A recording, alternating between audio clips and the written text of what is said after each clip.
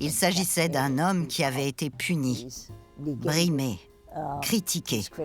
Et là, il était prêt à faire son retour.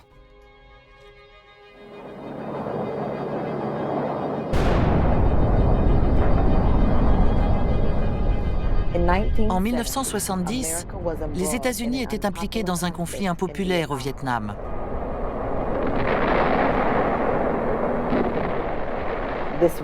Cette guerre, qui n'avait rien d'officiel, se soldait par un nombre disproportionné de victimes chez les Noirs et les Latinos.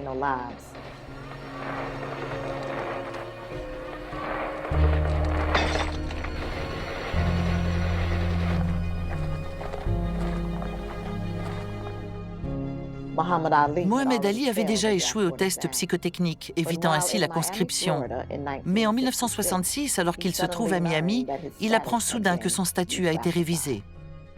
Why would they be so anxious and determined and gunning for me, of all people? I just can't understand the many people in Louisville they could have called, and many more athletes. Why me, the heavyweight champ of the world, and ranking me as 1A without testing me in no way? I just can't understand it, and I'm trying to figure it out. Why is it me? Il avait déjà été appelé une fois, mais il avait raté les tests psychotechniques, ce qui était une bonne chose.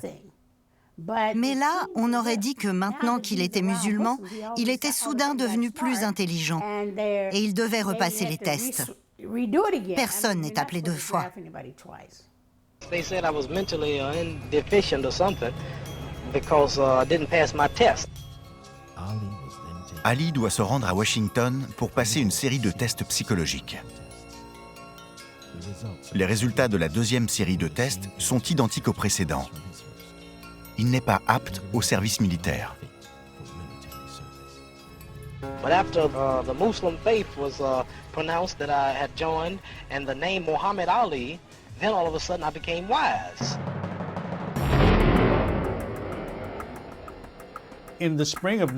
Au printemps 1967, le 28 avril exactement, Mohamed Ali est déchu de son titre pour avoir refusé de rejoindre l'armée américaine et d'aller combattre au Vietnam.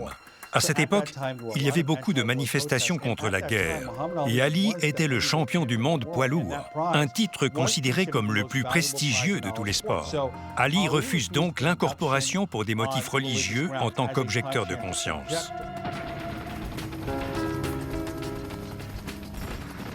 En octobre 1966, l'armée américaine lance le projet 100 000. Il durera jusqu'en juin 1967.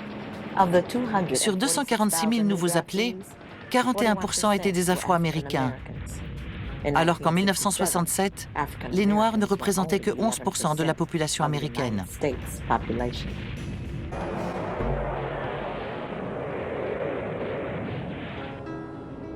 My conscience won't let me go shoot my brother or some darker people or some poor, hungry people in the mud for big, powerful America and shoot them for what? They never called me nigger. They never lynched me. They never put no dogs on me. They never robbed me of my nationality, raped and killed my mother and father. What, I'm going to shoot them for what? How can I go shoot them? Them little poor little black people, little babies and children and women. How can I shoot them poor people? Just take me to jail. Take me to jail. Take me to jail.